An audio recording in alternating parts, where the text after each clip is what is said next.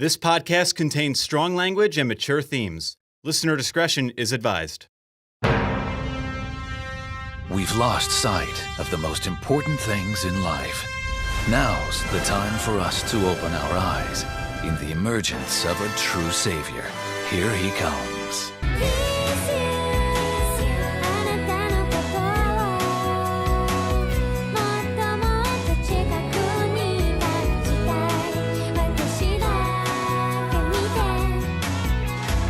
So this is Silver Spoon, right? Yeah, this series is something I watched a while back while it was coming out. I was really into the manga and was super excited for the anime. And I don't want to give too much away. We did watch the preview, so you have some idea what you're in for. I watched the preview and just went, oh man, I really do like Harvest Moon. Yeah, you're gonna get a lot of that old world vibe from this. Okay, down to the logo even. It had a very strong vibe like Harvest Moon, so I'm excited. Yeah, there's also a strong college aspect and a lot of the question of where do I go in life now? And a lot of very hard Japanese themes of expectations of working your best and being top of the class. And one of the more interesting aspects you'll see in this first episode is what happens when we pull that veil of expectations away. Because we're going into a whole different culture that isn't really explored too much in anime. So you're gonna see some interesting stuff. I'm excited. So let us start up. Silver Spoon. Silver Spoon.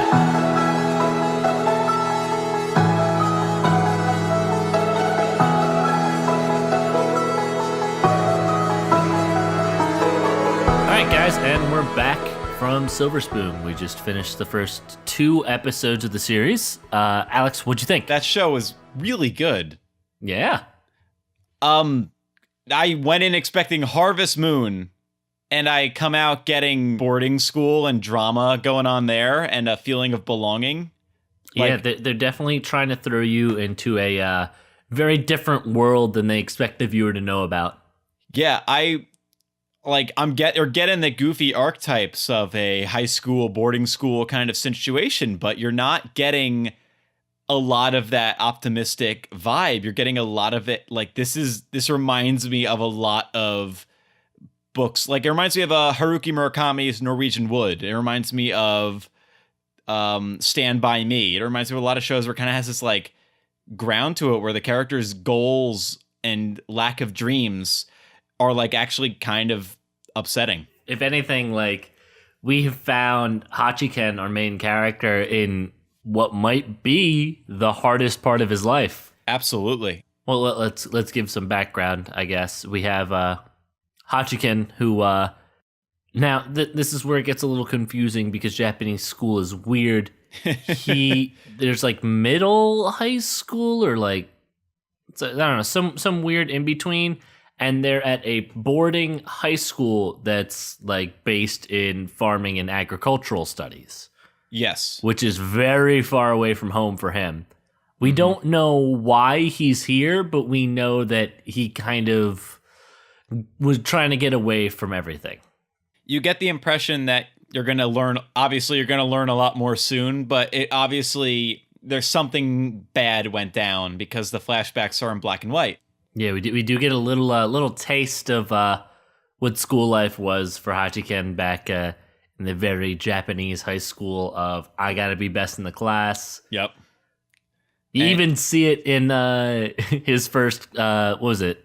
Oh God, it's the dairy studies where he gets the textbook and he's like, "Ha! I already spent all my spring break studying it," and they're like, "Well, we're changing books. Too many cows to fit in here." Exactly. No. I just want to bring up it's a kid. It's Yugo. Hachiken comes to a new school, doesn't know anyone, doesn't know jack squat about dairy or the agriculture industry, but is really good at general studies. And it also kind of works because this is the most incongruous cast of anime characters I think I've ever seen. Yeah, you're not going to see a lot of nuance here. There's a lot of lot of like actual very real people here. The only guy you're gonna get is the baseball fan, which I mean, He looks like a normal dude.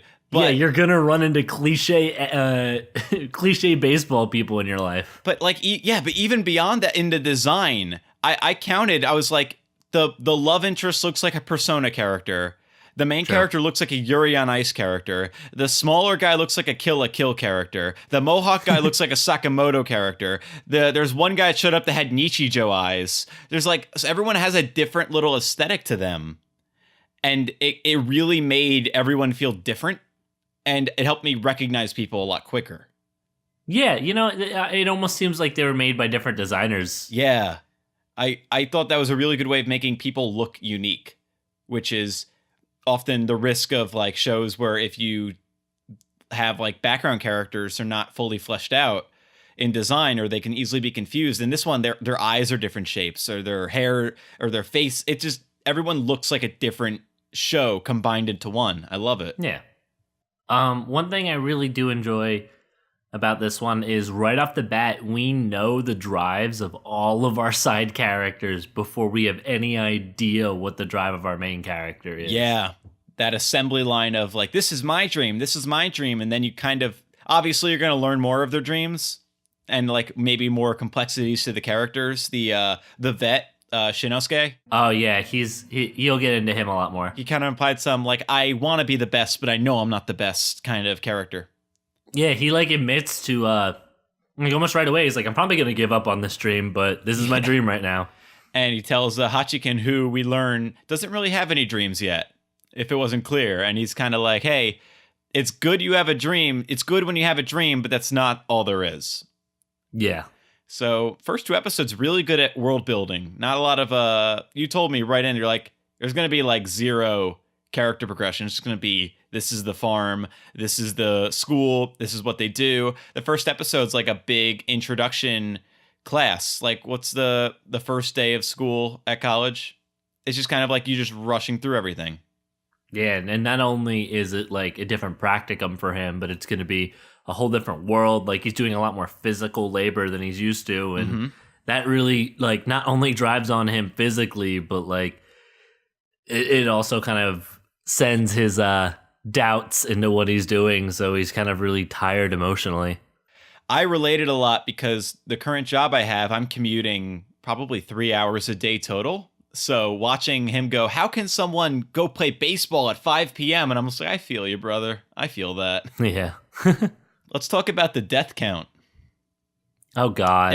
I was not expecting. So we watched the opening and I'm just like jokingly like, oh yeah, like what's in an OP? Look at all this. Look, he's walking past all the meat portions of the pig representing his succession of animal death. And then you just start seeing the crew give Hachiken like pork cutlets and stuff while all the pigs surround him. And I'm like, oh no. That's one of the big themes that they'll show you that Hachiken has to go through is basically getting past the relationship between livestock and food. It's a big struggle for him in the beginning.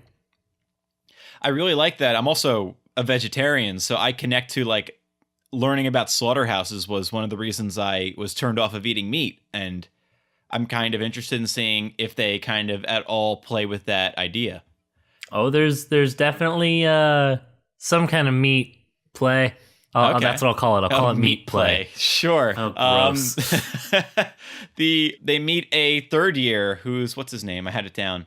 His name is Shinichiro. Yeah, Shinichiro is like, help, my chickens all got loose. And they're like, okay, we'll save you. He's like, thanks, here, I'm going to get you a chicken. He just cuts the head off a chicken. It's full on mosaic filtered. And so it's just like a violent introduction to, oh yeah, I'm in a farm. This is livestock. Yeah. Now let's go into a sardine-packed chicken coop where they're doing all the egg dishing. And Hachiken realizes that, oh yeah, eggs come from the butt. Okay, but it's a cochlea. It's not a butt. It's still the same hole. I mean, yeah. and I really liked that he kind of got PTSD about it because he was so tired, and he's like, oh no, stop eating the egg. It came out of butt. And she's like, it was very sweet and delicious. And just pratfalls. The humor is done really well. Yeah, like you have like that scene in the scene where he goes to feed Monster Horse and like oh my he pictures God. his hand getting bit off. My God. I was like, oh, he's going to get his hand bitten, and it does. He holds out a carrot for a demon-looking horse to eat, and you just get a little flash thought of what if the horse bit off his hand with blood You want to spray. know what's great and refreshing about this series right now? Mikage and Hachiken are literally normal friends. Yep. Or like normal, well-known acquaintances. There's no like chance meeting or like anything like too overbearing, like, oh, we're neighbors or oh, we're childhood friends. Nope. We just ran into each other. You introduced me to the club and we wave at each other every once in a while. That's it. Yeah, Komaba Ichiro, the bigger guy, was the childhood Baseball friend. guy? Yeah, he's the childhood friend. Yeah, he's the girl. childhood friend and neighbor too. Yeah. Like their farms are right next to each other. So, like, obviously, Hachiken has some childhood, like, adolescent feelings towards Mikage, because that's why he joins the equestrian group at the end of the second episode, is kind of like, oh, the girls are there. I can look cool on a horse. And it's done pretty realistically, where obviously he doesn't get to go talk to her. He immediately gets ordered to clean up manure. Yeah.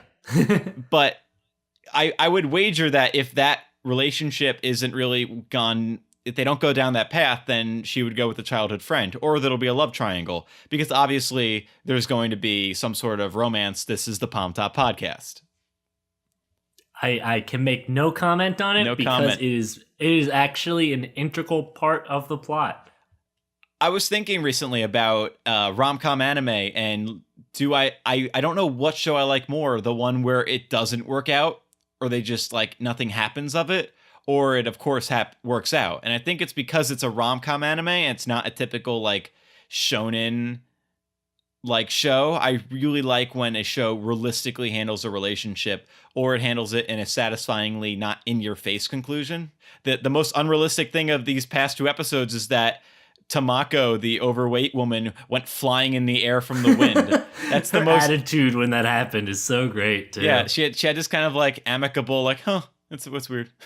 Yep, I'm flying now. So the season 2 openings are going to be better. Like their Goose House, like, come on, it doesn't get much better. Yeah. Fun fact, we were talking about Your Lie in April before, same band. Oh, really? Yep. Okay. And I'm a big fan of Goose House, so I will be excited once we get to that. This opening's not, there's not too much going on in it. But it's a nice opening. I like that they kind of have like a House of the Dead jump scare with a cow. That's weird. It's an interesting opening. I like the ending. It's a cheap ending. It's a very typical right to left scrolling ending, but I always found those very endearing. It reminds me of Okami and Gurren Lagann. But now, Alex, I have one question for you. One question. Would you join the Holstein Club? The Holstein Club is the funniest thing to happen in my life in the past 2 weeks. Like, there's been a gap from, like, Palmtop, from Toradora, and I went, oh no, what's gonna fill it? It turns out people studying cow genetics and reading a dirty magazine. Oh no, it's just a cow magazine, but they're like gushing over the... Oh man, look at the hip ratio. Yo, do you even drink milk? Oh my God. That line is so and great. Nakajima, and then Shinosuke ends up joining them. Yeah, and that shot where Hachiken is walking with Shinosuke, he's like, what'd you join? He's like, oh, I joined the Holstein Club. And there's this little, like, Hachiken falls behind him, and when you see him again, he has this horrified face, and it's the most GIF-worthy shot I saw until the club pulls Shinosuke into the barn. Like Doesn't a little Knives whip. Chow do that same exact thing in Scott Pilgrim? It was, oh my God, it was just like the, oh yeah, Scott and Envy used to date, and she has like the little O face. Yeah, exactly that. Oh, that's so funny. The beats are spot on. It's a very strong introduction. Like, I'm already hooked. Nice. I like the tone is not what I was expecting. I don't expect it to change. So I'm going Yeah, no, in. it's very laid back and informative. There will be drama, of course. It's a slice of life, Of course. but It's high a school. lot of this is going to be a lot more relaxing. Okay, I expect to learn a little bit about agriculture too. Definitely will, surprisingly. And you were definitely right about the food. They had a shot of rice with egg, and I was hungry. Oh my god, yeah. Like you're gonna get a lot of that. All right. So, do you know what happens next? They didn't have a preview. Yeah, no, there's no preview. I believe we're going to start. Basically, Hachiken finds an interest or something he wants to organize. Okay. You start to see what might be Hachiken's strengths in a group like this. Double Dutch. I'm excited. Question. God damn it. Last question. They brought up a lot of the topic of cloning cows and cells and stuff like that. So, when does the show take the dark sci-fi turn? Oh god, no. Thank you, Eddie Gomez, for our theme music, and Phil Vasquez for our cover art. If you want to hear more of us, click that subscribe button and turn on your notifications so you know when the next episode is out. And check out our other podcasts here on Kitchen Bed Media. We got 102 Cast, we got Chai Guys, and we got so many other things. We're also on social media. What? Check us out on Twitter under Palmtop Podcast. Quick, Alex, best girl. I'm not allowed to say. The correct answer is Crab. Yes. Is that an actual character? Fade it out. Yeah.